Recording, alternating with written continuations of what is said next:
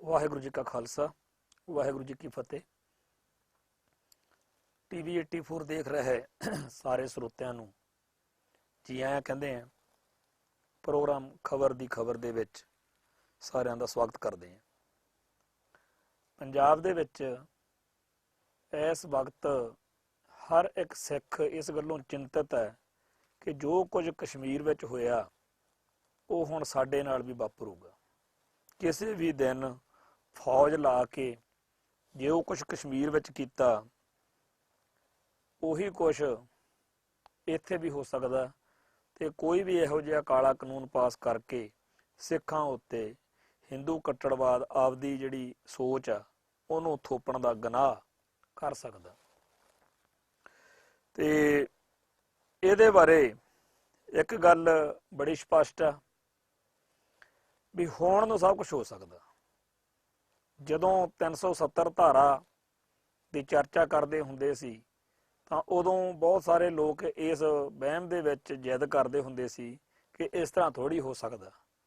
ਇਹ ਉਵੇਂ ਹੀ ਸੀ ਜਿਵੇਂ ਜੂਨ 1984 ਤੋਂ ਪਹਿਲਾਂ ਜਦੋਂ ਵੀ ਕਿਤੇ ਦਰਬਾਰ ਸਾਹਿਬ ਉੱਪਰ ਫੌਜੀ ਹਮਲੇ ਦੀ ਗੱਲ ਛਿੜਦੀ ਸੀ ਤਾਂ ਲੋਕ ਕਹਿੰਦੇ ਸੀ ਇੱਦਾਂ ਥੋੜ੍ਹੀ ਹੋ ਸਕਦਾ।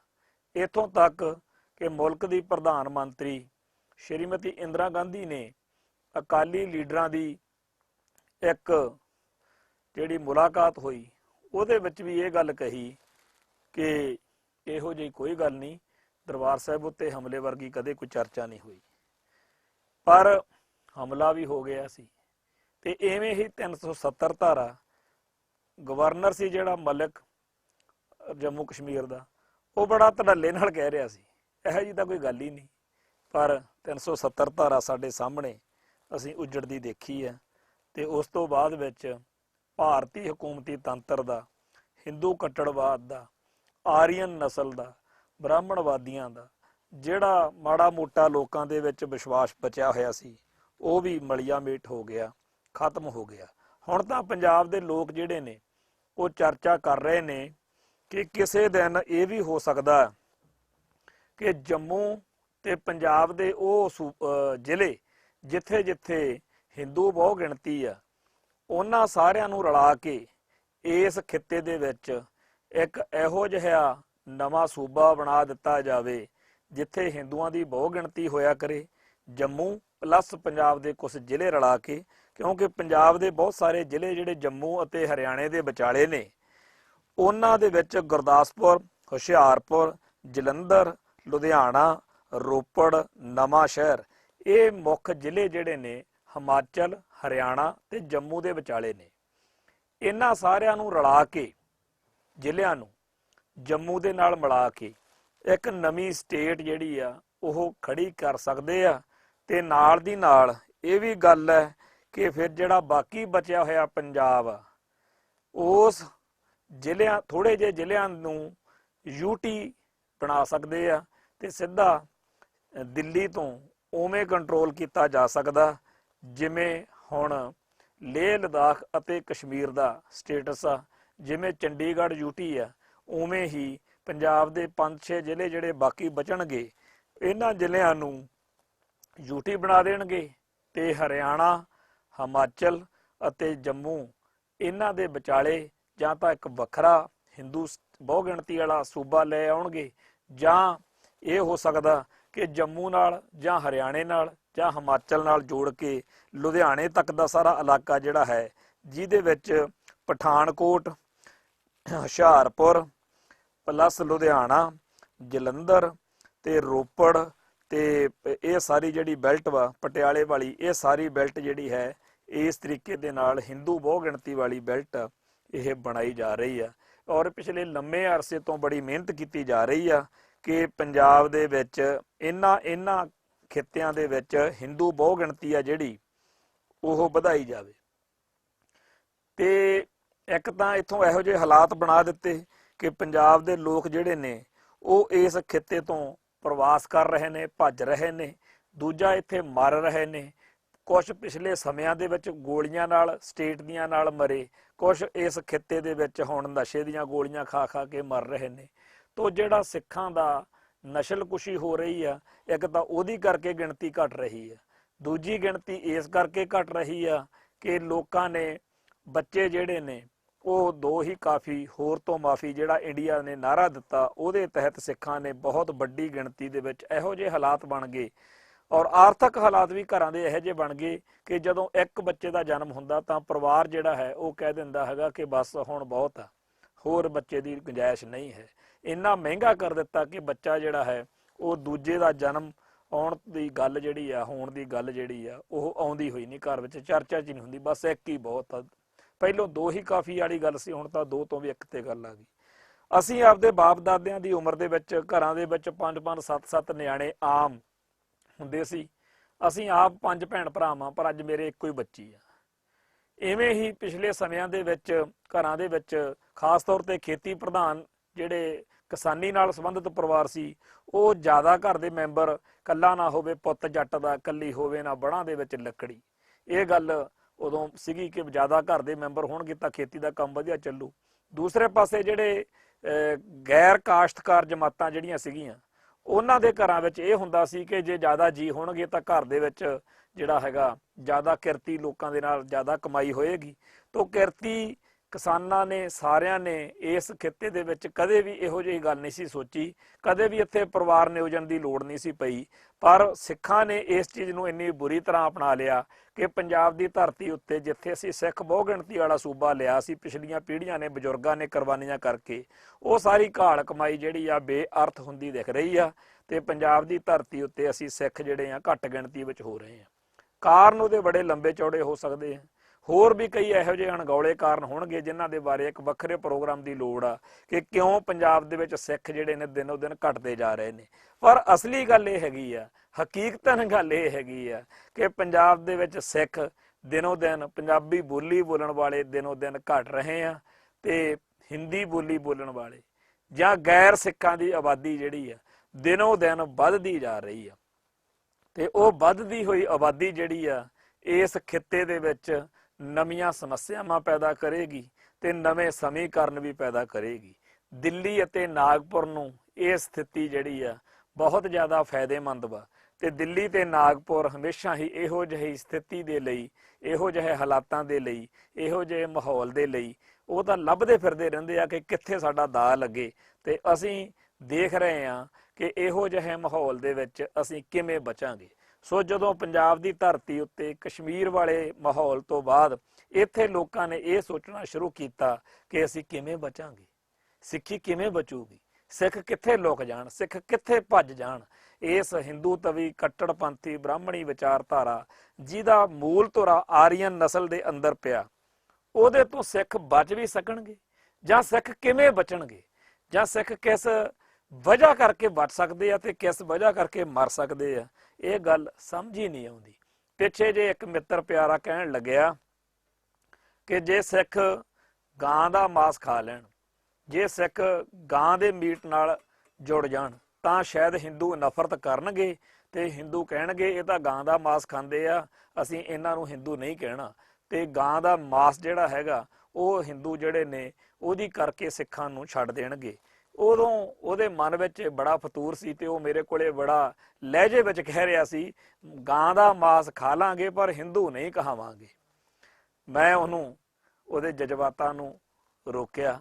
ਮੈਂ ਕਿਹਾ ਸੱਜਣ ਪਿਆਰਿਆ, ਅਖਬਾਰਾਂ, ਮੀਡੀਆ ਤੇ ਹੋਰ ਸਾਰੇ ਪਾਸੇ ਤੂੰ ਹੱਥ ਨਿਗਾਹ ਮਾਰ ਕੇ ਦੇਖ, ਚਾਰੇ ਪਾਸੇ ਤੈਨੂੰ ਇਹ ਗੱਲ ਲੱਭੂਗੀ ਕਿ ਗਾਂ ਦੇ ਮੀਟ ਦੇ, ਜਿਹਨੂੰ ਬੀਫ ਕਹਿੰਦੇ ਆ, ਉਹਦੇ ਜਿੰਨੇ ਸਪਲਾਇਰ ਨੇ ਉਹ ਤਾਂ ਸਾਰੇ ਹਿੰਦੂ ਨੇ। ਤੋ ਹਿੰਦੂ ਭਾਈਚਾਰੇ ਦਾ ਬੜਾ ਵੱਡਾ ਹਿੱਸਾ ਦੱਖਣ ਭਾਰਤੀ ਹਿੰਦੂ ਆ ਜਿਹੜਾ, ਉਹ ਤਾਂ ਬੜੀ ਮੌਜ ਨਾਲ ਜਿਹੜਾ ਮੀਟ ਖਾਂਦਾ ਗਾਂ ਦਾ। ਸੋ ਗਾਂ ਦਾ ਮੀਟ ਖਾਣ ਵਾਲੇ ਵੀ ਹਿੰਦੂ ਹੁੰਦੇ ਆ, ਇਹ ਕਹਿ ਕੇ ਉਹ ਕਹਿਣਗੇ ਤੁਸੀਂ ਹੈਗੇ ਕਿਸਾਧਾਰੀ ਹਿੰਦੂ ਹੀ ਹੋ। ਗਾਂ ਦਾ ਮੀਟ ਖਾ ਲੈਣ ਦੇ ਨਾਲ ਵੀ ਕੋਈ ਬਚੋਗੇ ਨਹੀਂ।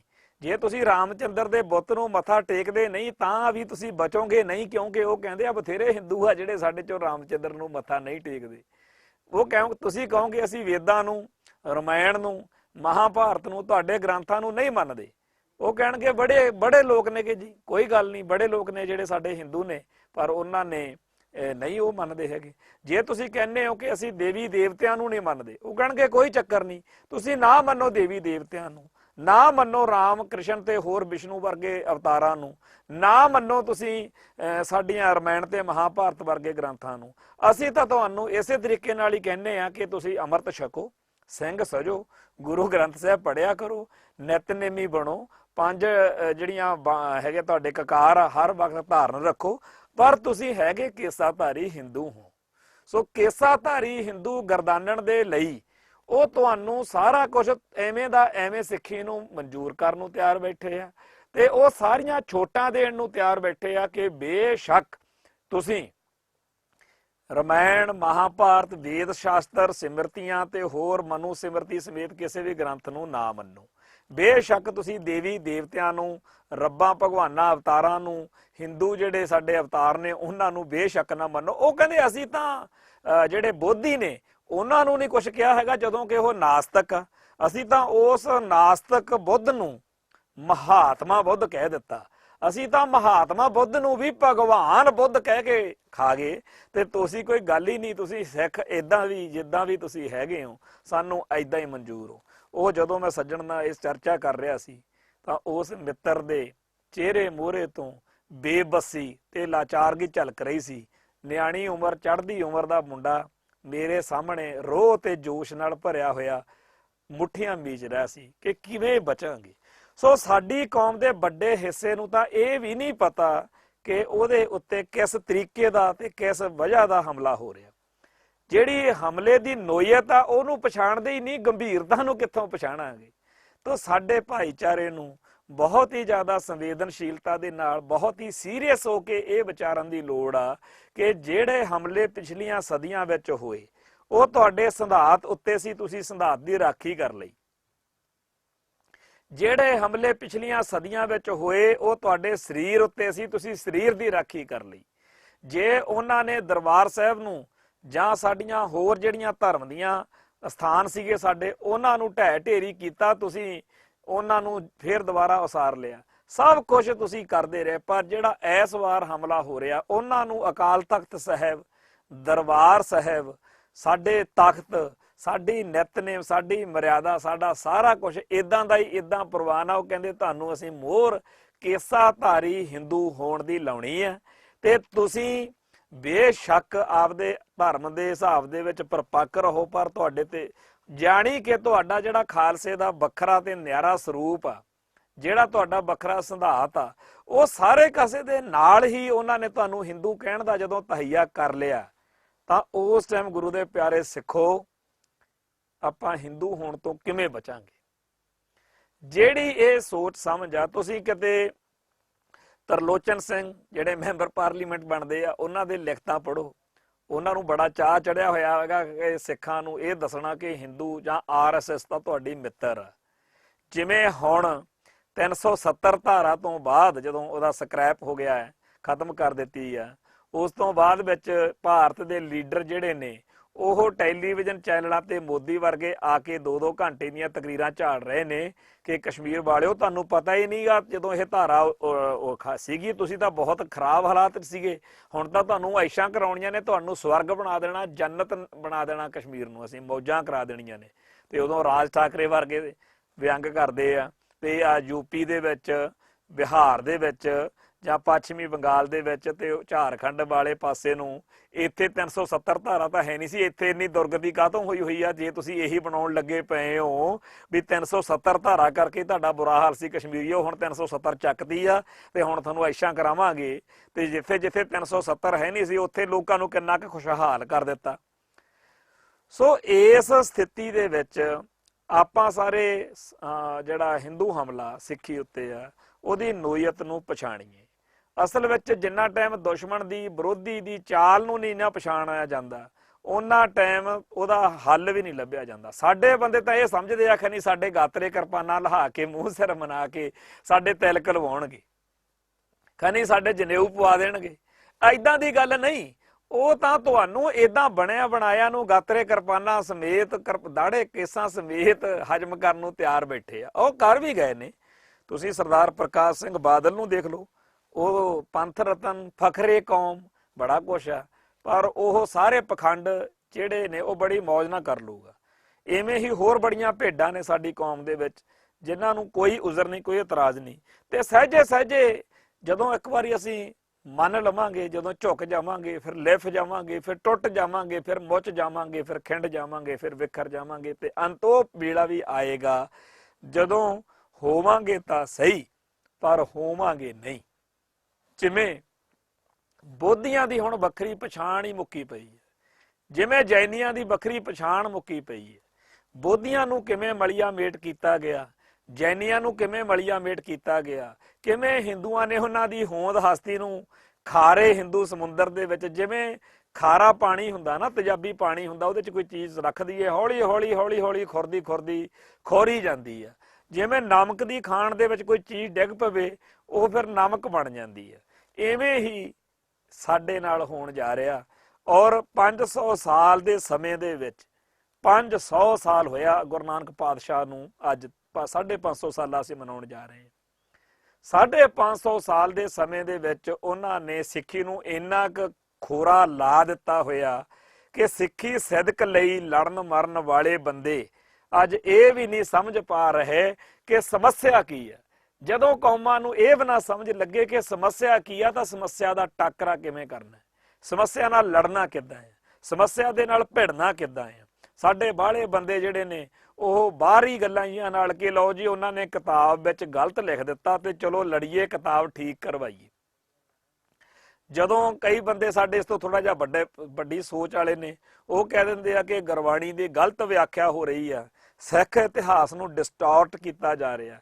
ਇਹ ਸਾਰੀਆਂ ਹੀ ਗੱਲਾਂ ਠੀਕ ਨੇ, ਪਰ ਸਭ ਤੋਂ ਵੱਡੀ ਸੱਟ ਜਿਹੜੀ ਆ ਉਹ ਸਿੱਖਾਂ ਨੂੰ ਕੇਸਾ ਧਾਰੀ ਹਿੰਦੂ ਗਰਦਾਨਣ ਵਾਲੀ ਸੱਟ ਆ, ਜਿਹਦੇ ਬਾਰੇ ਕਿਸੇ ਵੀ ਦਿਨ ਭਾਰਤੀ ਪਾਰਲੀਮੈਂਟ ਦੇ ਵਿੱਚ ਕਾਨੂੰਨ ਲਿਆਂਦਾ ਜਾ ਸਕਦਾ। ਕਿਉਂ ਲਿਆਉਣਾ ਜ਼ਰੂਰੀ ਹੈ? ਕਿਉਂਕਿ ਮੈਕਾਲਫ ਨੂੰ ਪੜ੍ਹ ਲਓ ਜਾਂ ਕਿਸੇ ਹੋਰ ਥਿੰਕਰ ਨੂੰ ਪੜ੍ਹ ਲਓ, ਇਹ ਗੱਲ ਬੜੀ ਖੂਬਸੂਰਤੀ ਦੇ ਨਾਲ, ਬੜੀ ਡਿਟੇਲ ਦੇ ਨਾਲ, ਬੜੀ ਧੜੱਲੇ ਦੇ ਨਾਲ ਲਿਖੀ ਹੋਈ ਮਿਲਦੀ ਆ ਕਿ ਜਿਸ ਦਿਨ ਤੋਂ ਸਿੱਖ ਇਜ਼ਮ ਨੇ ਝੰਡਾ ਝੁਲਾਇਆ, ਜਿਸ ਦਿਨ ਤੋਂ ਸਿੱਖੀ ਬੁਲੰਦ ਹੋਈ ਆ, ਸਿੱਖ ਫਲਸਫੇ ਨੇ, ਗੁਰੂ ਸਾਹਿਬਾਨ ਨੇ ਹਿੰਦੂ ਮਤ ਦੀ ਜਿਹੜੀ ਆਧਾਰਸ਼ਿਲਾ ਨਾ, ਜਾਤ ਪਾਤ, ਜਿਹੜੀ ਜਾਤ ਵਰਣ ਦੀ ਵੰਡ ਵਾ, ਇਹਦੀਆਂ ਕਹਿੰਦੇ ਨੀਹਾਂ ਹਿਲਾ ਦਿੱਤੀਆਂ ਸੀ ਗੁਰੂ ਪਾਤਸ਼ਾਹ ਨੇ। ਸੋ ਸਿੱਖੀ ਜਿਹੜਾ ਉਹ ਫਲਸਫਾ ਲੈ ਕੇ ਆਈ, ਜਿਹਨੇ ਬ੍ਰਾਹਮਣਵਾਦ ਦੀਆਂ, ਆਰੀਅਨ ਨਸਲ ਦੀਆਂ ਜਿਹੜੀ ਜਾਤ ਵਰਣ ਦੇ ਰਾਹੀਂ ਉਹਨੇ ਨੀਹਾਂ ਪੱਕੀਆਂ ਕੀਤੀਆਂ ਹੋਈਆਂ ਸੀ, ਉਹ ਹਿਲਾ ਕੇ ਰੱਖਤੀਆਂ। ਜਿਸ ਦਿਨ ਗੁਰੂ ਨਾਨਕ ਪਾਤਸ਼ਾਹ ਨੇ ਬ੍ਰਾਹਮਣਵਾਦ ਦਾ ਜਨੇਊ ਪਾਉਣ ਤੋਂ ਨਾ ਕੀਤੀ ਸੀ, ਉਸ ਵੇਲੇ ਹੀ ਬ੍ਰਾਹਮਣ ਅਤੇ ਉਹਦੀ ਫੌਜ ਨੇ, ਉਹਦੀ ਸੈਨਾ ਨੇ, ਉਹਦੇ ਫਲਸਫੇ ਨੇ ਉਦਣ ਹੀ ਅੱਖਾਂ ਜੀਆਂ ਮੀਚ ਕੇ ਦਿਲ ਵਿੱਚ ਅਹਿਦ ਕਰ ਲਿਆ ਸੀ, ਕੋਈ ਗੱਲ ਨਹੀਂ, ਅੱਜ ਨਹੀਂ ਤਾਂ ਕਦੇ ਫੇਰ ਸਹੀ, ਪਰ ਮੈਂ ਤੈਨੂੰ ਵੇਖੂੰ ਜ਼ਰੂਰ। ਤੇ ਪਿਛਲੀਆਂ 5 ਸਦੀਆਂ ਗਵਾਹ ਨੇ, ਸਿੱਖੀ ਜਾਂ ਸਿੱਖਾਂ ਉੱਤੇ ਹੋਣ ਵਾਲੇ ਹਰ ਹਮਲੇ ਦੇ ਪਿੱਛੇ ਸਿੱਧਾ ਜਾਂ ਅਸਿੱਧਾ ਹਿੰਦੂ ਦਾ, ਬ੍ਰਾਹਮਣਵਾਦ ਦਾ, ਆਰੀਅਨ ਨਸਲ ਦਾ ਹੱਥ ਸੀ। ਤੇ ਸਾਰੇ ਦੇ ਸਾਰੇ ਉਹ ਲੋਕ ਜਿਹੜੇ ਉਸ ਝੰਡੇ ਹੇਠ ਖੜੇ ਨੇ, ਉਹ ਸਾਰੇ ਦੇ ਸਾਰੇ ਆਰੀਅਨ ਨਹੀਂ, ਸਾਰੇ ਦੇ ਸਾਰੇ ਬ੍ਰਾਹਮਣ ਨਹੀਂ ਹੈਗੇ, ਸਾਰੇ ਦੇ ਸਾਰੇ ਲੋਕ ਉਸ ਤਰ੍ਹਾਂ ਦੀਆਂ ਐਸ਼ਾ ਮੌਜਾਂ ਵੀ ਨਹੀਂ ਕਰਦੇ ਜਿਹੜੀਆਂ ਉਹਦੀ ਐਲੀਟ ਕਲਾਸ ਕਰਦੀ ਆ।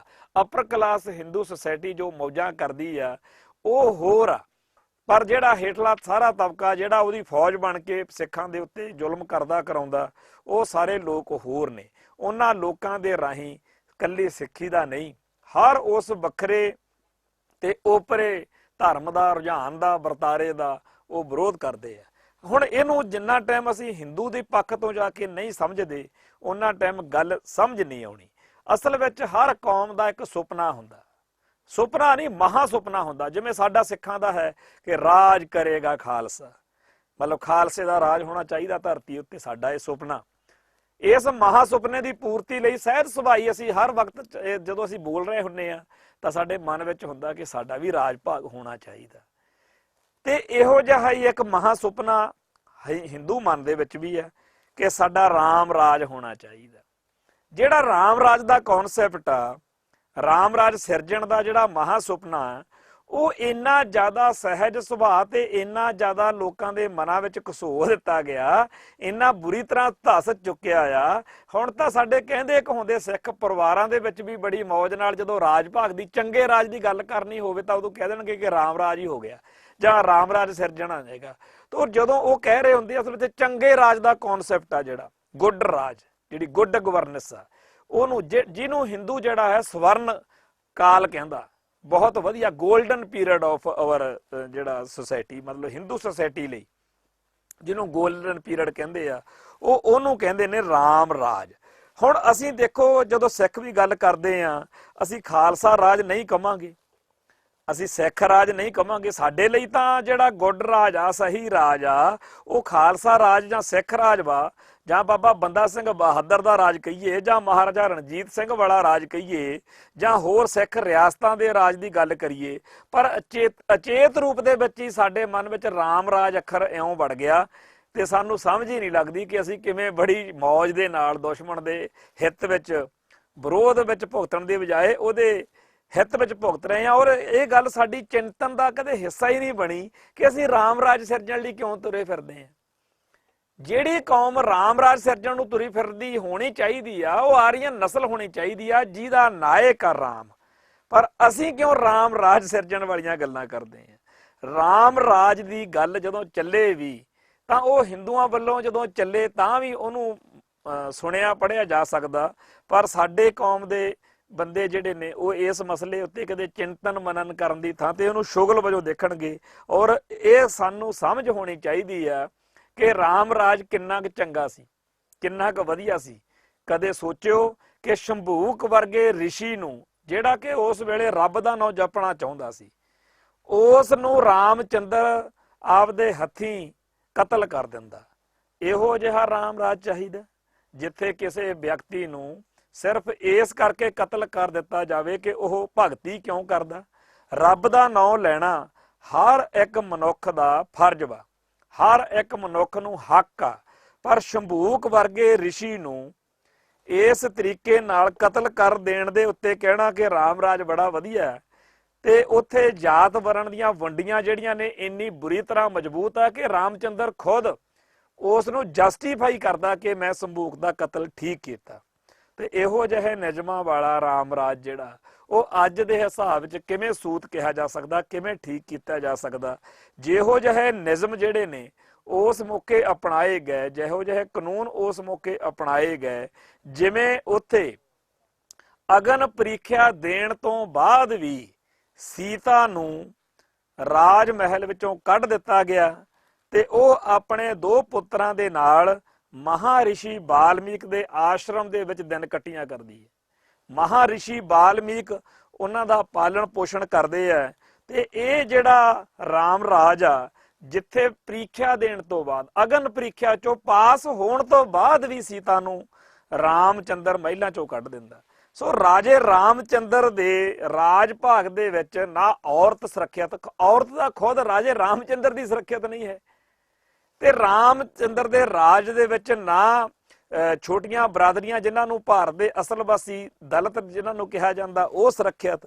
ਜੇ ਸੁਰੱਖਿਅਤ ਸੀ ਇਕੱਲਾ ਤਾਂ ਬ੍ਰਾਹਮਣ ਸੁਰੱਖਿਅਤ ਸੀ, ਬ੍ਰਾਹਮਣ ਨੇ ਮੌਜਾਂ ਕੀਤੀਆਂ। ਸੋ ਬ੍ਰਾਹਮਣ ਨੇ ਫਿਰ ਉਸ ਰਾਮ ਰਾਜ ਬਾਰੇ ਉਵੇਂ ਗੱਲਾਂ ਕਰਨੀਆਂ ਕਰਾਉਣੀਆਂ ਸੀਗੀਆਂ ਜਿਵੇਂ ਹੋਰ ਗ੍ਰੰਥਾਂ ਦੇ ਵਿੱਚ ਜਿਹੜੀ ਗੱਲ ਉਹਨੂੰ ਸੂਤ ਵਹਿੰਦੀ ਸੀ ਉਹ ਉਹਨੇ ਸਹੀ ਦੱਸੀ ਹੈ। ਤਾਂ ਬ੍ਰਾਹਮਣ ਨੇ ਫਿਰ ਰਾਮ ਰਾਜ ਨੂੰ ਆਪੇ ਹੀ ਵਡਿਆਉਣਾ ਸੀ, ਕਿਉਂਕਿ ਉਦੋਂ ਬ੍ਰਾਹਮਣ ਦੀਆਂ ਐਸ਼ਾਂ ਹੁੰਦੀਆਂ ਹੋਣਗੀਆਂ, ਬ੍ਰਾਹਮਣ ਨੂੰ ਮੌਜਾਂ ਲੱਗੀਆਂ ਹੋਣਗੀਆਂ। ਬ੍ਰਾਹਮਣ ਜਦੋਂ ਆਪ ਖੁਸ਼ਹਾਲ ਹੋਵੇ, ਜਦੋਂ ਆਪ ਸੁਖੀ ਹੋਵੇ, ਉਹ ਤਾਂ ਫਿਰ ਗੋਲਡਨ ਪੀਰੀਅਡ ਉਹਦੇ ਲਈ ਹੁੰਦਾ ਹੀ ਆ। ਤੇ ਬਾਕੀ ਲੋਕਾਂ ਨੇ ਕਸ਼ਟ ਭੋਗੇ ਆ, ਦੁੱਖ ਕੱਟੇ ਆ, ਖੁਦ ਸੀਤਾ ਮਾਤਾ ਨੇ ਦੁੱਖ ਕੱਟੇ ਆ, ਪਰ ਉਹਨਾਂ ਦੇ ਦੁੱਖਾਂ ਦਾ ਉਹਨੂੰ ਕੀ, ਉਹ ਤਾਂ ਕਹਿੰਦਾ ਮੈਂ ਨਜ਼ਾਰੇ ਲੈਣੇ, ਮੈਨੂੰ ਕੀ। ਸੋ ਇਹੋ ਜਿਹੇ ਰਾਮ ਰਾਜ ਦੀ ਗੱਲ ਕਰਨ ਵੇਲੇ ਜਦੋਂ ਅਸੀਂ ਉਹਦੀ ਕੰਪੈਰੀਟਿਵਲੀ ਗੱਲ ਕਰੀਏ ਰਾਵਣ ਰਾਜ ਦੀ, ਤਾਂ ਰਾਵਣ ਦੇ ਰਾਜ ਦੇ ਵਿੱਚ ਔਰਤ ਜਾਤੀ ਦੀ ਦਸ਼ਾ ਜਿਹੜੀ ਆ ਕਿਤੇ ਵਧੀਆ ਦਿਖਦੀ ਹੈ। ਆਪਾਂ ਇੱਕ ਘਟਨਾ ਦੇਖਦੇ ਹਾਂ, ਜਦੋਂ ਰਾਮਚੰਦਰ ਦੀ ਜਿਹੜੀ ਧਰਮ ਪਤਨੀ ਆ ਸੀਤਾ, ਉਹਨੂੰ ਰਾਵਣ ਆਪਦੇ ਮਹਿਲਾਂ 'ਚ ਲੈ ਜਾਂਦਾ, ਤਾਂ ਉੱਥੇ ਉਹਨੂੰ ਅਸ਼ੋਕ ਵਾਟਕਾ ਦੇ ਵਿੱਚ ਇੱਕ ਖਾਸ ਤਰ੍ਹਾਂ ਦੇ ਮਾਹੌਲ ਦੇ ਵਿੱਚ ਉਹਨੂੰ ਔਰਤ ਜਾਤੀ ਦੀਆਂ ਕੁਝ ਅੰਗ ਰੱਖਿਅਕ ਦੇ ਦਿੱਤੀਆਂ, ਬਾਡੀਗਾਰਡ ਦੇ ਦਿੱਤੀਆਂ। ਇਹਦਾ ਮਤਲਬ ਇਹ ਆ ਕਿ ਉਸ ਮੌਕੇ ਬਾਡੀਗਾਰਡ ਬਣਨ ਦੇ ਲਾਇਕ ਵੀ ਕੁੜੀਆਂ ਉਹਨਾਂ ਦੀਆਂ ਸੀਗੀਆਂ। ਇਹਦਾ ਮਤਲਬ ਇਹ ਹੈਗਾ ਕਿ ਉਹ ਸਿੱਖਿਅਤ ਸੀ, ਇਹਦਾ ਮਤਲਬ ਟ੍ਰੇਨਡ ਸੀ, ਇਹਦਾ ਮਤਲਬ ਉਹਨਾਂ ਕੋਲੇ ਬੜੇ ਸਮਰੱਥਾ ਸੀ, ਇਹਦਾ ਮਤਲਬ ਉਹ ਯੋਗ ਸੀ। ਉਹਨਾਂ ਦੀ ਯੋਗਤਾ ਜਿਹੜੀ ਸੀ ਉਹ ਰਾਵਣ ਦੇ ਰਾਜ ਕਰਕੇ ਸੀ, ਜਿੱਥੇ ਸੋਨੇ ਦੇ ਘਰ ਦੱਸੇ ਜਾਂਦੇ ਆ ਕਿ ਸੋਨੇ ਦੀ ਲੰਕਾ ਸੀ। ਇਹੋ ਜਿਹਾ ਖੁਸ਼ਹਾਲ ਰਾਜ ਹੋਵੇ ਜਿੱਥੇ ਸੋਨੇ ਦੇ ਮਹਿਲ ਬਣਦੇ ਹੋਣ, ਇਹੋ ਜਿਹੀ ਔਰਤ ਜਾਤੀ ਦੀ ਉੱਥੇ ਅਵਸਥਾ ਹੋਵੇ ਕਿ ਔਰਤ ਜਿਹੜੀ ਆ ਉਹ ਬਾਡੀਗਾਰਡ ਬਣ ਸਕਦੀ ਆ, ਅੰਗ ਰੱਖਿਆ ਬਣ ਸਕਦੀ ਆ। ਹੁਣ ਉਹਨਾਂ ਕੁੜੀਆਂ ਨੂੰ ਜਿਹੜੀਆਂ ਅਸ਼ੋਕ ਵਾਟਕਾ ਦੇ ਵਿੱਚ ਸੀਤਾ ਦੀ ਰਾਖੀ ਦਾ ਜਿੰਮਾ ਲੈਂਦੀਆਂ ਨੇ, ਰਕਸ਼ਕ ਤੋਂ ਭਾਵ ਰੱਖਿਆ ਕਰਨ ਵਾਲੀਆਂ, ਉਹਨਾਂ ਨੂੰ ਰਾਖਸ਼ ਕਹਿ ਕੇ ਉਹਨਾਂ ਨੂੰ ਡਰਾਉਣੀਆਂ ਤੇ ਉਹਨਾਂ ਨੂੰ ਖਤਰਨਾਕ ਬਣਾ ਕੇ ਪੇਸ਼ ਕਰਨਾ, ਇਹ ਤਾਂ ਹੁਣ ਵਾਲਮੀਕੀ ਰਮਾਇਣ ਜਾਂ ਤੁਲਸੀ ਰਮਾਇਣ ਲਿਖਣ ਵਾਲੇ ਜਾਂ ਉਹਦੀ ਵਿਆਖਿਆ ਅੱਗੇ ਕਰਨ ਵਾਲੇ ਲੋਕਾਂ ਦਾ ਕੰਮ ਆ। ਪਰ ਅਸਲ ਵਿੱਚ ਜਿਹੜੀਆਂ ਉਹ ਬੀਬੀਆਂ ਸੀ, ਉਹਨਾਂ ਦੇ ਨਾ ਤਾਂ ਸਿਰਾਂ ਤੇ ਸਿੰਘ ਸੀ, ਨਾ ਕੋਈ ਹੋਰ ਗੱਲ ਸੀ। ਅੱਜ ਵੀ ਇਹਨਾਂ ਦਿਨਾਂ ਦੇ ਵਿੱਚ ਜਦੋਂ ਰਾਮ ਮੰਦਿਰ ਅਤੇ ਬਾਬਰੀ ਮਸਜਿਦ ਦਾ ਮਸਲਾ ਅਦਾਲਤਾਂ ਵਿੱਚ ਘੁੰਮਣ ਘੇਰੀਆਂ ਖਾ ਰਿਹਾ ਤੇ ਰਮਾਇਣ ਦੇ ਬਹੁਤ ਸਾਰੇ ਹਿੱਸਿਆਂ ਦੇ ਉੱਤੇ ਸਵਾਲੀਆ ਨਿਸ਼ਾਨ ਲੱਗੇ ਹੋਏ ਨੇ ਕਿ ਇਹ ਕਿਵੇਂ ਹੋ ਸਕਦਾ ਕਿ ਉਸ ਮੌਕੇ ਹਨੂਮਾਨ ਵਰਗੇ ਬਹੁਤ ਸਾਰੇ ਇਹੋ ਜਿਹੇ ਪੁੱਛਾਂ ਵਾਲੇ ਬੰਦੇ ਸੀ ਤੇ ਬਹੁਤ ਸਾਰੇ ਜਿਹੜੇ ਬੰਦੇ ਸੀਗੇ ਜਿਹੜੇ ਉਹ ਮਨੁੱਖਾਂ ਵਰਗੇ ਸੀ। ਸੋ ਇਸ ਤਰੀਕੇ ਨਾਲ ਇਹ ਗੱਲਾਂ ਕਹਿਣੀਆਂ ਕਿ ਰਾਵਣ ਜਿਹੜਾ ਸੀਗਾ ਉਹ ਐਦਾਂ ਗਲਤ ਸੀ, ਉੱਦਾਂ ਗਲਤ ਸੀ। ਅਸਲ ਵਿੱਚ ਰਾਵਣ ਜਿਹੜਾ ਹੈ ਉਹ ਇੱਕ ਭਾਰਤ ਦਾ ਅਸਲ ਵਾਸੀ ਰਾਜਾ ਸੀ, ਜਿਹਦੇ ਬਾਰੇ ਜਵਾਹਰ ਲਾਲ ਨਹਿਰੂ ਆਪਦੀ ਕਿਤਾਬ ਦੇ ਵਿੱਚ ਡਿਸਕਵਰੀ ਆਫ ਇੰਡੀਆ 'ਚ ਖਾਸ ਤੌਰ ਤੇ ਲਿਖਿਆ ਕਿ ਰਮਾਇਣ ਦੱਖਣੀ ਭਾਰਤ ਵੱਲ ਆਰੀਆ ਲੋਕਾਂ ਦੇ ਜੇਤੂ ਹੋਣ ਦੀ ਕਹਾਣੀ ਬਿਆਨ ਕਰਦੀ ਹੈ। ਤਾਂ ਰਮਾਇਣ ਦੇ ਵਿੱਚ ਆਰੀਅਨ ਨਸਲ ਦਾ ਰਾਜਾ ਰਾਮਚੰਦਰ ਜਿਹੜਾ ਹੈ ਉਹ ਰਾਵਣ ਨਾਮੀ ਇੱਕ ਰਾਜੇ ਨੂੰ ਹਰਾਉਂਦਾ ਤੇ ਰਾਵਣ ਜਿਹੜਾ ਹੈ ਉਹ ਦੱਖਣ ਭਾਰਤ ਦੇ ਵਿੱਚ ਇੱਕ ਇਹੋ ਜਿਹਾ ਮੱਧ ਪ੍ਰਦੇਸ਼ ਦੇ ਲਾਗੇ ਚਾਗੇ ਦਾ ਇੱਕ ਇਹੋ ਜਿਹਾ ਰਾਜਾ ਜਿਹੜਾ ਭਾਰਤ ਦਾ ਅਸਲ ਵਾਸੀ ਆ ਤੇ ਉਹਦੇ ਪਰਿਵਾਰ ਦੀ ਸਾਰੀ ਕਹਾਣੀ ਤੇ ਰਾਮਚੰਦਰ ਦੇ ਪਰਿਵਾਰ ਦੀ ਕਹਾਣੀ ਦੋ ਰਾਜਿਆਂ ਦੀ, ਦੋ ਰਾਜਤੰਤਰਾਂ ਦੀ ਔਰ ਦੋ ਸਿਵਲਾਈਜੇਸ਼ਨ ਦੀ ਲੜਾਈ ਆ। ਇੱਕ ਦੱਖਣ ਭਾਰਤੀ ਜਾਂ ਆਰੀਅਨ ਨਸਲ ਵੱਲੋਂ ਰਾਮਚੰਦਰ ਹੋਣੀ ਆ ਤੇ ਰਾਵਣ ਹੋਣੀ ਜਿਹੜੇ ਨੇ ਉਹ ਭਾਰਤੀ ਮੁੱਖ ਧਾਰਾ ਜਿਹੜੀ ਆ ਜਾਂ ਭਾਰਤੀ ਜਿਹੜੇ ਮੂਲ ਵਾਸੀ ਲੋਕ ਨੇ ਉਹਨਾਂ ਦੇ ਸੱਭਿਆਚਾਰ ਦੀ ਆ। ਸੋ ਜਿਵੇਂ ਅਮਰੀਕਾ, ਕੈਨੇਡਾ ਤੇ ਹੋਰਨਾਂ ਥਾਵਾਂ ਦੇ ਉੱਤੇ ਦੂਜਿਆਂ ਥਾਵਾਂ ਤੋਂ ਗਏ ਹੋਏ ਲੋਕਾਂ ਨੇ, ਦੂਜਿਆਂ ਥਾਂ ਤੋਂ ਗਈਆਂ ਹੋਈਆਂ ਬੋਲੀਆਂ ਨੇ, ਦੂਜੇ ਥਾਂ ਤੋਂ ਗਏ ਹੋਏ ਧਰਮਾਂ ਤੇ ਸੱਭਿਆਚਾਰਾਂ ਨੇ ਉੱਥੋਂ ਦੇ ਅਸਲ ਵਾਸੀਆਂ ਦੇ ਉੱਤੇ ਜ਼ੁਲਮ ਕੀਤੇ ਆ, ਉਹਨਾਂ ਦੇ ਨਾਲ ਵਧੀਕੀਆਂ ਕੀਤੀਆਂ ਨੇ। ਪਰ ਸਮਾਂ ਬੀਤਿਆ ਜਦੋਂ ਉਹਨਾਂ ਨੇ ਇਸ ਮਹਾ ਬੇਇਨਸਾਫੀ ਨੂੰ ਮੰਨਿਆ ਤੇ ਅੱਜ ਸਾਰੇ ਮੁਲਕਾਂ ਦੇ ਵਿੱਚ ਉੱਥੋਂ ਦੇ ਮੂਲ ਵਾਸੀਆਂ ਦੇ ਲਈ, ਚਾਹੇ ਆਸਟ੍ਰੇਲੀਆ ਆ, ਚਾਹੇ ਉਹ ਕੈਨੇਡਾ ਆ, ਚਾਹੇ ਅਮਰੀਕਾ ਆ ਤੇ ਚਾਹੇ ਕੋਈ ਹੋਰ ਮੁਲਕ ਆ, ਉਹਨਾਂ ਦੇ ਮੂਲ ਵਾਸੀਆਂ ਨੂੰ ਅੱਜ ਰੈਕੋਗਨਾਈਜੇਸ਼ਨ ਮਿਲਦੀ ਆ। ਅੱਜ ਉਹਨਾਂ ਦੇ ਦਿਨ ਮਨਾਏ ਜਾਂਦੇ ਨੇ, ਐਬ ਓਰੀਜਨਲ ਕਹਿ ਕੇ ਉਹਨਾਂ ਨੂੰ ਜਿਹੜਾ ਸਤਿਕਾਰਿਆ ਵੀ ਜਾ ਰਿਹਾ। ਤੇ ਦੂਜੇ ਪਾਸੇ ਭਾਰਤ ਦੇ ਅਸਲ ਵਾਸੀਆਂ ਨੂੰ ਅੱਜ ਵੀ ਸ਼ੂਦਰ ਤੇ ਜੁੱਤੀ ਦੇ ਯਾਰ ਕਹਿ ਕੇ ਉਹਨਾਂ ਬਾਰੇ, ਉਹਨਾਂ ਗ੍ਰੰਥਾਂ ਨੂੰ ਅੱਜ ਵੀ ਥੋਪਿਆ ਜਾ ਰਿਹਾ, ਮਨੋ ਸਿਮਰਤੀ ਵਰਗਿਆਂ ਨੂੰ, ਤੇ ਉਹਨਾਂ ਗ੍ਰੰਥਾਂ ਦੇ ਆਧਾਰ ਦੇ ਉੱਤੇ ਬਣੀਆਂ ਹੋਈਆਂ ਮਿੱਥਾਂ ਨੂੰ ਅੱਜ ਵੀ ਸਹੀ ਮੰਨ ਕੇ ਇਹ ਕਿਹਾ ਜਾ ਰਿਹਾ ਕਿ ਉਹ ਬਹੁਤ ਵਧੀਆ ਸੀ। ਜਦੋਂ ਕਿ ਅਸਲ ਵਿੱਚ ਜਿਹੜਾ ਹੈ ਸਥਿਤੀ ਸਿਰਫ ਇੰਨੀ ਕੁ ਸੀ ਕਿ ਆਰੀਅਨ ਨਸਲ ਨੇ ਜਦੋਂ ਆਪਦੇ ਬੰਦਿਆਂ ਨੂੰ ਲਿਖਣਾ ਸੀ, ਆਪਦੇ ਪੱਖ ਨੂੰ ਲਿਖਣਾ ਸੀ, ਉਦੋਂ ਵਧੀਆ ਤੋਂ ਵਧੀਆ ਬਣਾ ਕੇ ਪੇਸ਼ ਕਰਨਾ ਸੀ। ਤੇ ਜਦੋਂ ਉਹਨਾਂ ਨੇ ਭਾਰਤ ਦੇ ਅਸਲ ਵਾਸੀਆਂ ਨੂੰ ਲਿਖਣਾ ਸੀ, ਰਾਵਣ ਵਰਗਿਆਂ ਦਾ ਹਾਲ ਲਿਖਣਾ ਸੀ, ਉਦੋਂ ਫਿਰ ਉਹਨਾਂ ਨੂੰ ਮਾੜੇ ਤੋਂ ਮਾੜਾ, ਭੈੜੇ ਤੋਂ ਭੈੜਾ। ਤੇ ਜਿਵੇਂ ਜਿਹੜੇ ਅੱਜ ਵੀ ਜਿਹੜਾ ਕਸ਼ਮੀਰ ਦੇ ਵਿੱਚ ਮਾਹੌਲ ਬਣਿਆ ਹੋਇਆ, ਤਾਂ ਉੱਥੋਂ ਦੀਆਂ ਕੁੜੀਆਂ ਬਾਰੇ ਜਿਹੋ ਜਿਹੇ ਬਿਆਨਬਾਜ਼ੀ, ਹਲਕੇ ਨੀਵੇਂ ਦਰਜੇ ਦੀ ਬਿਆਨਬਾਜ਼ੀ ਇਸ ਟਾਈਮ ਜਿਹੜੇ ਮੁੱਖ ਮੰਤਰੀ ਬੀਜੇਪੀ ਦੇ ਜਿਹੜੇ ਮਨੋਹਰ ਲਾਲ ਖੱਟਰ ਨੇ ਕੀਤੀ ਆ, ਜਾਂ ਕਈ ਹੋਰ ਵਿਧਾਇਕਾਂ ਨੇ ਬੀਜੇਪੀ ਨੇ ਕੀਤੀ ਆ, ਕਈ ਹੋਰ ਹਿੰਦੂ ਕੱਟੜਪੰਥੀ ਲੀਡਰਾਂ ਨੇ ਔਰਤ ਜਾਤੀ ਦੇ ਬਾਰੇ ਅਪਸ਼ਬਦ ਵਰਤੇ ਆ, ਉਵੇਂ ਹੀ ਆਰੀਅਨ ਨਸਲ ਨੇ ਆਪਦੇ ਗ੍ਰੰਥਾਂ ਦੇ ਵਿੱਚ ਭਾਰਤੀ ਮੂਲ ਵਾਸੀ ਔਰਤਾਂ ਨੂੰ ਵੀ ਨਿਸ਼ਾਨਾ ਬਣਾਇਆ। ਤੇ ਜਿਹੜੀ ਰਾਵਣ ਦਾ ਪਰਿਵਾਰ ਆ ਜਾਂ ਉਹਦੇ ਹੋਰ ਭਾਰਤ ਦੀਆਂ ਅਸਲ ਵਾਸੀ ਬੀਬੀਆਂ ਸੀ, ਉਹਨਾਂ ਦੇ ਬਾਰੇ ਜੋ ਕੁਝ ਕਿਹਾ, ਰਾਖਸ਼ਣੀਆਂ ਕਹਿ ਕੇ ਉਹਨਾਂ ਨੂੰ ਨਿੰਦਿਆ, ਭੰਡਿਆ ਤੇ ਉਹਨਾਂ ਨੂੰ ਮਾੜੇ ਤੋਂ ਮਾੜਾ ਦਿਖਾਇਆ। ਪਰ ਜੇਕਰ ਮੋਟੇ ਤੌਰ ਤੇ ਦੇਖਿਆ ਜਾਵੇ ਤਾਂ ਇਹ ਗੱਲ ਹੈ ਕਿ ਜਿਹੜੀ ਰਾਵਣ ਆ, ਉਹਦੀ ਜਿਹੜੀ ਜੀਵਨ ਸਾਥਣ ਆ ਮੰਦੋਦਰੀ, ਉਹ ਇੱਕ ਇਹੋ ਜਿਹੀ ਵਧੀਆ ਕਿਰਦਾਰ ਵਾਲੀ ਬੀਬੀ ਆ। ਜੇ ਰਮਾਇਣ ਨੂੰ ਬਾਰ-ਬਾਰ ਪੜ੍ਹਿਆ ਜਾਵੇ, ਉਹਦਾ ਅਧਿਐਨ ਕੀਤਾ ਜਾਵੇ, ਤਾਂ ਰਾਜ ਭਾਗ ਦੇ ਕੰਮਾਂ ਤੱਕ ਵੀ ਉਹਦੀ ਪੂਰੀ ਪੁੱਛ-ਗਿੱਛ ਆ। ਦੂਸਰੇ ਪਾਸੇ ਜਿਹੜੀ ਭਾਰਤੀ ਆਰੀਅਨ ਨਸਲ ਆ, ਇਹਦੇ ਬਾਰੇ ਆਪਾਂ ਨੂੰ ਸਪਸ਼ਟ ਹੀ ਆ ਕਿ ਸੀਤਾ ਨੂੰ ਇਹਦੇ ਬਾਵਜੂਦ ਘਰੋਂ ਕੱਢ ਦਿੱਤਾ ਗਿਆ, ਭਾਵੇਂ ਉਹ ਆਪਦੀ ਪ੍ਰੀਖਿਆ ਦੇ ਵਿੱਚ ਸਫਲ ਹੋ ਚੁੱਕੀ ਸੀ। ਤੇ ਇਹੋ ਜਿਹੇ ਮੌਕੇ ਜਦੋਂ ਅਸੀਂ ਦੇਖਦੇ ਹਾਂ ਕਿ ਰਾਵਣ ਦਾ ਰਾਜ ਤਾਂ ਕਿਤੇ ਜ਼ਿਆਦਾ ਵਧੀਆ ਸੀ ਤੇ ਰਾਮ ਦਾ ਰਾਜ ਜਿਹੜਾ ਸੀਗਾ ਉਹ ਹਰ ਪੱਖ ਤੋਂ ਕਮਜ਼ੋਰ ਆ, ਪਰ ਫਿਰ ਵੀ ਜਿਹੜੀ ਆਰੀਅਨ ਬ੍ਰਾਹਮਣਵਾਦੀ ਨਸਲ ਆ, ਉਹ ਸਾਡੇ ਮੂੰਹਾਂ ਤੋਂ ਕਹਾ ਇਹੀ ਰਹੀ ਆ ਕਿ ਰਾਮ ਰਾਜ ਸਥਾਪਿਤ ਕਰਨਾ। ਸੋ ਭਾਰਤੀ ਜਿਹੜਾ ਆਰੀਅਨ ਨਸਲ ਆ ਇਹਦਾ ਇਹ ਏਜੰਡਾ ਆ, ਇਹਦਾ ਮਹਾ ਸੁਪਨਾ ਆ ਕਿ ਕਦੇ ਨਾ ਕਦੇ ਕਿਸੇ ਨਾ ਕਿਸੇ ਰੂਪ ਦੇ ਵਿੱਚ ਅਸੀਂ ਰਾਮ ਰਾਜ ਸਥਾਪਿਤ ਕਰਨਾ। ਸੋ ਅਸੀਂ ਵੀ ਕਿਸੇ ਨਾ ਕਿਸੇ ਮੌਕੇ ਉੱਤੇ ਫਿਰ ਉਹਦੀ ਇੱਕ ਤਰੀਕੇ ਨਾਲ ਹਾਮੀ ਭਰ ਹੀ ਜਾਂਦੇ ਆ ਨਾ, ਜਦੋਂ ਅਸੀਂ ਕਹਿੰਦੇ ਆ ਕਿ ਰਾਮ ਰਾਜ ਸਥਾਪਿਤ ਹੋਣਾ ਚਾਹੀਦਾ, ਖਾਲਸਾ ਰਾਜ ਦੀ ਤਾਂ ਗੱਲ ਨਹੀਂ ਕਰਦੇ। ਤਾਂ ਰਾਮ ਰਾਜ ਸਥਾਪਿਤ ਕਰਾਉਂਦਿਆਂ ਨੇ ਆਹ ਸਥਿਤੀ ਪੈਦਾ ਕਰ ਲਈ ਆ ਕਿ ਅੱਜ ਭਾਰਤ ਦੀ ਪਾਰਲੀਮੈਂਟ ਦੇ ਵਿੱਚ ਉਹਨਾਂ ਨੇ ਲੋਕਤੰਤਰੀ ਢੰਗ ਤਰੀਕਿਆਂ ਦੇ ਨਾਲ ਇੰਨੀ ਕੁ ਜ਼ਿਆਦਾ ਬਹੁਤ ਸੰਮਤੀ ਪੈਦਾ ਕਰ ਲਈ ਆ ਕਿ ਅੱਜ ਉਹ ਇਸ ਖਿੱਤੇ ਵਿੱਚ ਵਸਦੇ ਕਿਸੇ ਵੀ ਮਨੁੱਖ ਬਾਰੇ ਉਹਨੂੰ ਅੱਤਵਾਦੀ ਗਰਦਾਨ ਸਕਦੇ ਆ, ਜਿਵੇਂ UAPA ਐਕਟ ਜਿਹੜਾ ਹੈਗਾ ਉਹ ਲੈ ਜਾਂਦਾ ਹੈਗਾ ਵੀ ਕਿਸੇ ਵੀ ਮਨੁੱਖ ਨੂੰ ਜਾਂ ਕਿਸੇ ਧਿਰ ਨੂੰ ਜਾਂ ਕਿਸੇ ਜਥੇਬੰਦੀ ਨੂੰ, ਇੱਥੋਂ ਤੱਕ ਕਿ ਕਸ਼ਮੀਰ ਦੇ ਵਿੱਚ ਫੌਜ ਲਾ ਕੇ ਮੁਕੰਮਲ ਤੌਰ ਦੇ ਉੱਤੇ ਕਰਫਿਊ ਲਾ ਕੇ ਉੱਥੇ ਚਿੜੀ ਨਹੀਂ ਫਰਕਣ ਦਿੱਤੀ ਤੇ ਉਹਨਾਂ ਦੀ ਕਿਸਮਤ ਦਾ ਫੈਸਲਾ ਆਪਦੀ ਮਰਜ਼ੀ ਨਾਲ ਕਰ ਲਿਆ ਤੇ ਹਿੰਦੂ ਬਹੁ ਗਿਣਤੀ ਵਾਲਾ ਸੂਬਾ ਸਿਰਜ ਕੇ ਜੰਮੂ ਨੂੰ ਵੱਖਰਾ ਕੱਢ ਲਿਆ ਤੇ ਹੁਣ ਕਸ਼ਮੀਰ ਦੇ ਲੋਕਾਂ ਉੱਤੇ ਦਿੱਲੀ ਤੋਂ ਰਾਜ ਜਿਹੜਾ ਕਰਨ ਦਾ ਯੂਟੀ ਬਣਾ ਕੇ ਮਾਹੌਲ ਪੈਦਾ ਕਰ ਲਿਆ।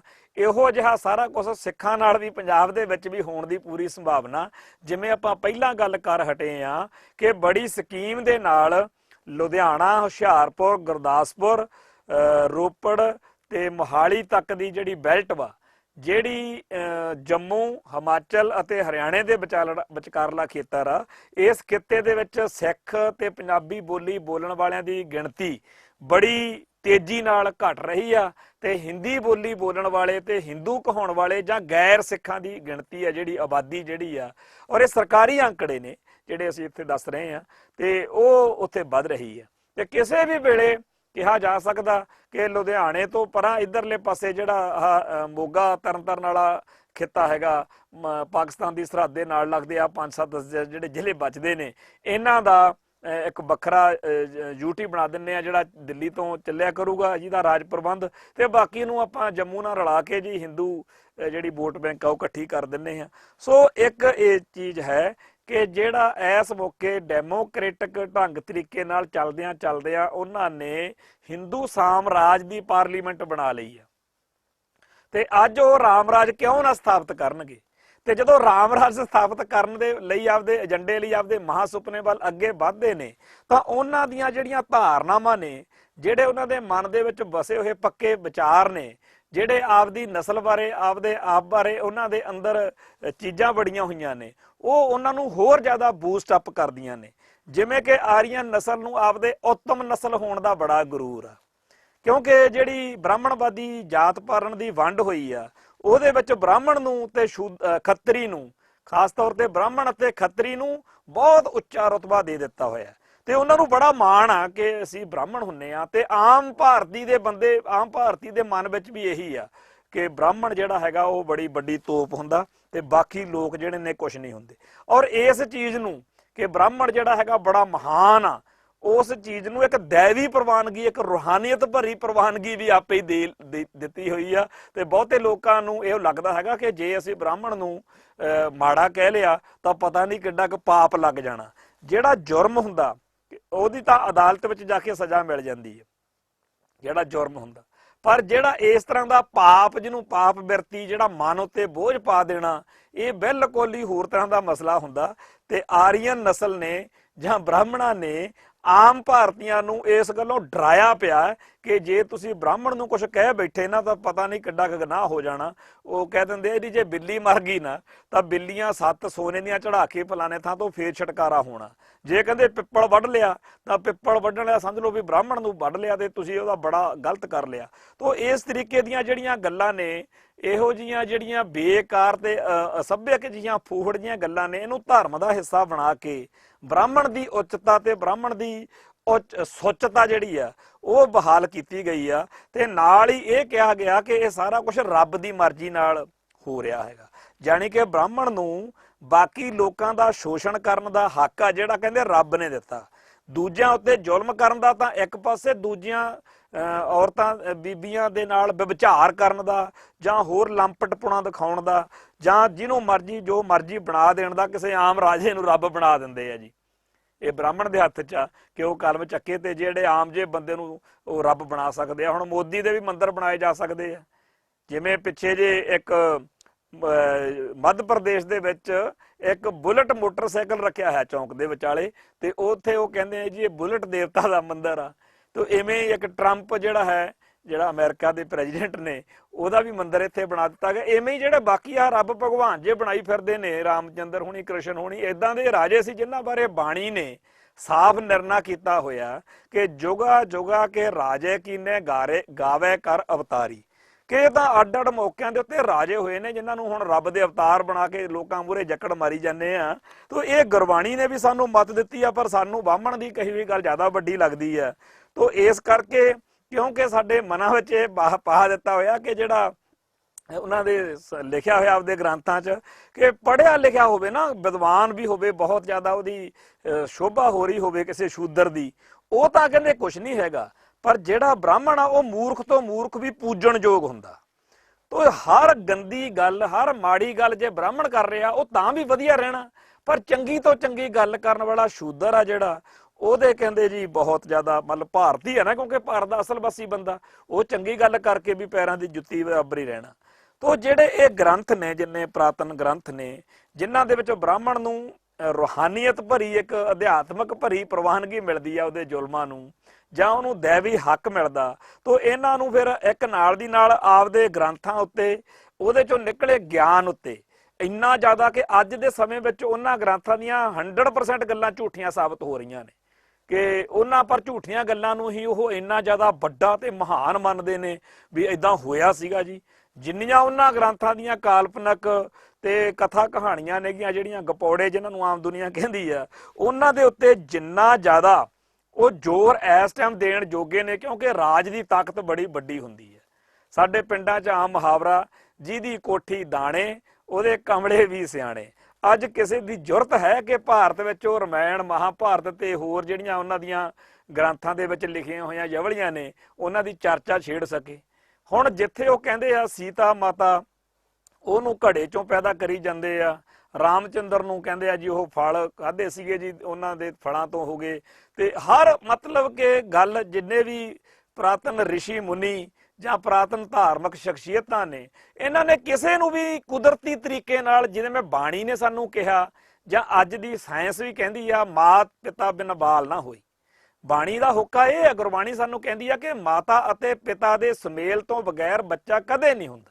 ਔਰ ਸਾਡੇ 10 ਗੁਰੂ ਸਾਹਿਬਾਨ ਆਪ ਵੀ, ਜਾਂ 10 ਗੁਰੂ ਸਾਹਿਬਾਨ ਦੀ ਗਾਹਾਂ ਔਲਾਦ ਵੀ, ਜਾਂ ਅਸੀਂ ਸਾਰੇ ਸਿੱਖ ਜਿੰਨੇ ਵੀ ਹੈ ਆ, ਇਹ ਗੱਲ ਨੂੰ ਚੰਗੀ ਤਰ੍ਹਾਂ ਅਸੀਂ ਜਾਣਦੇ ਕਰਦੇ ਹਾਂ। ਪਰ ਸਾਡੇ ਵਿੱਚੋਂ ਵੀ ਕੁਝ ਬਾਹਮਣਾਂ ਦੇ ਰੰਗ 'ਚ ਰੰਗੇ ਹੋਏ ਨੇ, ਜਿਨ੍ਹਾਂ ਨੂੰ ਚਾਅ ਚੜਿਆ ਹੋਇਆ ਵਾ ਕਿ ਸਾਰੇ ਜਿਹੜੇ ਗੁਰੂ ਸਾਹਿਬਾਨ ਨੇ ਇਹਨਾਂ ਦੇ ਨਾਲ ਕੋਈ ਕਹਾਣੀਆਂ ਕਹੂਣੀਆਂ ਜੋੜ ਕੇ, ਕੋਈ ਬਾਤਚੀਤ ਜੋੜ ਕੇ, ਝੂਠੀ ਸੱਚੀ ਗਪੌੜਾ ਜੋੜ ਕੇ ਇਹਨਾਂ ਨੂੰ ਵੀ ਕੋਈ ਇਹੋ ਜਿਹੀ ਕਹਾਣੀ ਨਾਲ ਜੋੜ ਦਈਏ ਕਿ ਇਹ ਤਾਂ ਜੀ ਐ ਨਹੀਂ ਐ ਜੰਮੇ ਸੀ, ਕਿਉਂਕਿ ਇਹ ਫਿਰ ਜ਼ਿਆਦਾ ਕਹਿੰਦੇ ਵਧੀਆ ਬਣ ਜਾਣਗੇ ਜਦੋਂ ਇਹਨਾਂ ਦੀਆਂ ਕਹਾਣੀਆਂ ਨਾਲ ਇਹ ਜਿਹਾ ਕੋਈ ਗਪੌੜਾ ਜੋੜ ਦਿਆਂਗੇ। ਸੋ ਬ੍ਰਾਹਮਣਵਾਦ ਜਿਹੜਾ ਹੈ, ਉਹਦੀਆਂ ਜਿਹੜੀਆਂ ਕਥਾ ਕਹਾਣੀਆਂ ਨੇ, ਜਿਹੜੇ ਗਪੌੜੇ ਨੇ, ਜਿਹੜੇ ਕਾਲਪਨਿਕ ਨੇ, ਉਹਨਾਂ ਨੂੰ ਦੈਵੀ ਅੰਸ਼ ਮਿਲਿਆ ਹੋਇਆ, ਤੇ ਕਿਸੇ ਬੰਦੇ ਦੀ ਜ਼ਰੂਰਤ ਨਹੀਂ ਹੈ ਕਿ ਅੱਜ ਜਦੋਂ ਉਹਨਾਂ ਦੀ ਇੰਨੀ ਤਾਕਤ ਹੈ ਕੋਈ ਉਹਨਾਂ ਗੱਲਾਂ ਤੇ ਕਿੰਤੂ ਪ੍ਰੰਤੂ ਕਰ ਸਕੇ। ਰਮਾਇਣ, ਮਹਾਭਾਰਤ ਤੇ ਹੋਰ ਜਿਹੜੇ ਹਿੰਦੂ ਗ੍ਰੰਥ ਨੇ, ਉਹ ਬ੍ਰਾਹਮਣ ਨੇ ਆਪਦੇ ਹਿਸਾਬ ਨਾਲ ਲਿਖਾਏ, ਉਹਨਾਂ 'ਚ ਆਪਦੇ ਆਪ ਨੂੰ ਦੈਵੀ ਜਿਹੜਾ ਹੈਗਾ ਹੱਕ ਉਹ ਦਵਾ ਲਿਆ। ਤੇ ਅੱਜ ਜਦੋਂ ਉਹਦੇ ਕੋਲੇ ਭਾਰਤ ਦੀ ਪਾਰਲੀਮੈਂਟ ਦੇ ਵਿੱਚ ਕਾਨੂੰਨੀ ਮੋਹਰ ਵੀ ਆ ਗਈ, ਤਾਂ ਉਹ ਉਹਨਾਂ ਸਾਰੀਆਂ ਗੱਲਾਂ ਨੂੰ ਕਿਉਂ ਨਹੀਂ ਥੋਪਣਗੇ। ਤਾਂਹੀਓ ਇਸ ਵਕਤ ਭਾਰਤ ਦੇ ਲੋਕਾਂ ਨੂੰ ਕਿਹਾ ਜਾ ਰਿਹਾ ਕਿ ਗਾਂ ਦਾ ਮੂਤ ਪੀ ਲਓ, ਗਾਂ ਦਾ ਗੋਹਾ ਖਾ ਲਓ। ਜਿਹੜਾ ਇਹਦੀ ਆਲੋਚਨਾ ਕਰੇ ਜਾਂ ਜਿਹੜਾ ਇਹਦੇ ਉੱਤੇ ਨੱਕ ਬੁੱਲ ਜੇ ਚੜਾਵੇ, ਉਹਨੂੰ ਕਹਿੰਦੇ ਨੇ ਇਹ ਤਾਂ ਪਾਗਲ ਆ। ਤੇ ਜਿਹੜਾ ਉਹ ਇੱਥੋਂ ਤੱਕ ਕਿ ਜੇ ਕੋਈ ਗਾਂ ਦੀ ਕਰੇ ਤਾਂ ਇੱਥੇ ਕਾਨੂੰਨ ਬਣ ਗਿਆ। ਜਿਹੜੇ ਪ੍ਰਕਾਸ਼ ਸਿੰਘ ਬਾਦਲ ਨੇ, ਉਹਦਾ ਚੁੱਪ ਕਰਕੇ ਆ ਗਿਆ, ਲਓ ਜੀ ਗਊ ਦਾ ਸਿਸ ਲੱਗ ਗਿਆ। ਕਹਿੰਦੇ ਜੀ ਇਹ ਕੀ ਆ? ਕਹਿੰਦੇ ਜੀ ਗਊ ਦੀ ਰਾਖੀ ਉੱਤੇ ਗਊਸ਼ਾਲਾਵਾਂ ਖੋਲੀਆਂ ਜਾ ਰਹੀਆਂ ਨੇ। ਹੁਣ ਪੰਜਾਬ ਦੀ ਧਰਤੀ ਉੱਤੇ ਕਿਹੜਾ ਇਹੋ ਜਿਹਾ ਇੱਥੇ ਹੈਗਾ ਕਿ ਗਊ ਦਾ ਰੱਖਿਆ, ਪਰ ਉਹ ਗਊ ਦੀ ਰਾਖੀ ਕਰਨ ਦੇ ਲਈ ਬਾਦਲ ਸਾਹਿਬ ਨੇ ਬੀਜੇਪੀ ਵਾਲਿਆਂ ਨੂੰ, RSS ਵਾਲਿਆਂ ਨੂੰ, ਹੋਰਾਂ ਨੂੰ ਖੁਸ਼ ਕਰਨ ਲਈ ਬਾਕੀ ਸਾਰੇ ਭਾਰਤ ਨਾਲੋਂ ਪਹਿਲਾਂ ਜਾਣੀ ਕਿ ਗਊ ਦੀ ਰੱਖਿਆ ਲਈ ਇੱਥੇ ਕਾਨੂੰਨ ਬਣਾਤਾ। ਤੇ ਦੂਜੇ ਪਾਸੇ ਜਿਹੜੇ ਗਊ ਨੂੰ ਮਾਤਾ ਮੰਨਦੇ ਨੇ, ਕਾਨੂੰਨ ਬਣਾਉਂਦੇ ਨੇ, ਦੂਜੇ ਦਿਨ ਕਿਸੇ ਨੂੰ ਫੜ ਕੇ ਕੁੱਟਮਾਰ ਕਰ ਰਹੇ ਹੁੰਦੇ ਨੇ, ਵੀਡੀਓ ਬਣਾ ਰਹੇ ਹੁੰਦੇ ਨੇ, ਤੇ ਉਹਨਾਂ ਦੇ ਬੀਫ ਦੇ ਸਭ ਤੋਂ ਵੱਡੇ ਜਿਹੜੇ ਨੇ ਉਹ ਸਪਲਾਇਰ ਨੇ। ਸੋ ਇਸ ਮੌਕੇ ਜਿਹੜਾ ਬ੍ਰਾਹਮਣਵਾਦ ਖੁਦ ਨੂੰ ਸਾਰੇ ਭਾਰਤ ਦੇ ਲੋਕਾਂ ਨਾਲੋਂ ਸੁਪੀਰੀਅਰ ਮੰਨਦਾ, ਜਿਹਦੀ ਤਾਕਤ ਇਸ ਟਾਈਮ ਇੰਨੀ ਜ਼ਿਆਦਾ ਵਧੀ ਹੋਈ ਆ ਕਿ ਕਾਨੂੰਨੀ ਤੌਰ ਤੇ ਪਾਰਲੀਮੈਂਟ ਦੀ ਮੋਹਰ ਉਹਦੇ ਕੋਲ ਆ, ਇਸ ਮੌਕੇ ਜੇ ਉਹ ਕਸ਼ਮੀਰੀਆਂ ਨਾਲ ਜਾਂ ਹੋਰਾਂ ਨਾਲ ਜੋ ਕੁਝ ਚਾਹਵੇ ਉਹ ਕਰਨ ਦੀ ਸਥਿਤੀ ਵਿੱਚ ਆ, ਤਾਂ ਸਿੱਖੀ ਨੂੰ ਜਾਂ ਸਿੱਖਾਂ ਨੂੰ ਉਹ ਕਿਉਂ ਬਖਸ਼ੂਗਾ, ਜਦੋਂ ਕਿ 5-5.5 ਸਦੀਆਂ ਤੋਂ ਉਹ ਇਸ ਵੇਲੇ ਦੀ ਆਸ ਵਿੱਚ ਸੀ ਕਿ ਕਦੇ ਮੇਰੇ ਕਹਾਣੀ ਲੋਟ ਆਊਗੀ। ਇਸ ਮੌਕੇ ਭਾਰਤ ਦੀ ਪਾਰਲੀਮੈਂਟ ਦੇ ਰਾਹੀਂ ਉਸ ਆਰੀਅਨ ਹਿੰਦੂ ਕੱਟੜਪੰਥੀ ਵਿਚਾਰਧਾਰਾ ਨੇ ਸਿੱਖੀ ਅਤੇ ਸਿੱਖਾਂ ਨਾਲ ਜੋ ਕੁਝ ਵੀ ਕਰਨਾ ਉਹ ਸਾਡੇ ਸਾਰਿਆਂ ਦੇ ਸਾਹਮਣੇ ਆ ਰਿਹਾ, ਤੇ ਇਸ ਲੜਾਈ ਦੇ ਵਿੱਚ ਸਿੱਖ ਜਿਹੜੇ ਨੇ ਉਹ ਕਿਵੇਂ ਬਚਦੇ ਨੇ ਜਾਂ ਇਹਦਾ ਕਿਵੇਂ ਟਾਕਰਾ ਕਰਦੇ ਨੇ, ਕਿਉਂਕਿ ਇਹ ਜੰਗ ਉਵੇਂ ਦੀ ਨਹੀਂ ਜਿਵੇਂ ਪਿਛਲੀਆਂ ਸਦੀਆਂ 'ਚ ਹੁੰਦੀ ਸੀ, ਤੇ ਨਾ ਹੀ ਹੁਣ ਉਹ ਵੇਲੇ ਰਹੇ ਨੇ ਕਿ ਲਓ ਜੀ ਅਸੀਂ ਇਕੱਠੇ ਹੋ ਕੇ ਡੀਸੀ ਦਫ਼ਤਰ ਦਾ ਘਿਰਾਓ ਕਰ ਲਿਆ, ਆਹ ਲਓ ਜੀ ਅਸੀਂ ਮੈਮੋਰੰਡਮ ਦੇਤਾ, ਆਹ ਲਓ ਜੀ ਅਸੀਂ ਫੋਟੋ ਅਖਬਾਰ ਨੂੰ ਭੇਜਤੀ, ਇਹ ਲਓ ਜੀ ਅਸੀਂ ਵਿਰੋਧ ਪ੍ਰਦਰਸ਼ਨ ਕੀਤਾ।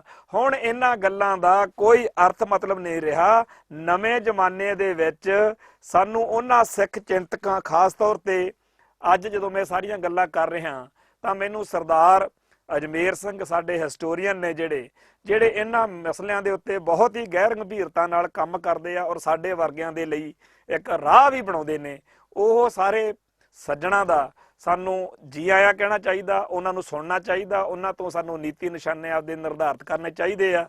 ਸੋ ਇੰਨੀਆਂ ਬੇਨਤੀਆਂ ਪ੍ਰਵਾਨ ਕਰਨਾ, ਬੋਲਦਿਆਂ ਕੋਲੋਂ ਸ਼ਬਦ ਉੱਚਾ ਨੀਵਾਂ ਬੋਲਿਆ ਗਿਆ ਹੋਵੇ ਸੰਗਤ ਬਖਸ਼ਣਯੋਗ ਹੈ। ਨਾਨਕ ਨਾਮ ਚੜ੍ਹਦੀ ਕਲਾ, ਤੇਰੇ ਭਾਣੇ ਸਰਬੱਤ ਦਾ ਭਲਾ। ਵਾਹਿਗੁਰੂ ਜੀ ਕਾ ਖਾਲਸਾ, ਵਾਹਿਗੁਰੂ ਜੀ ਕੀ ਫਤਿਹ।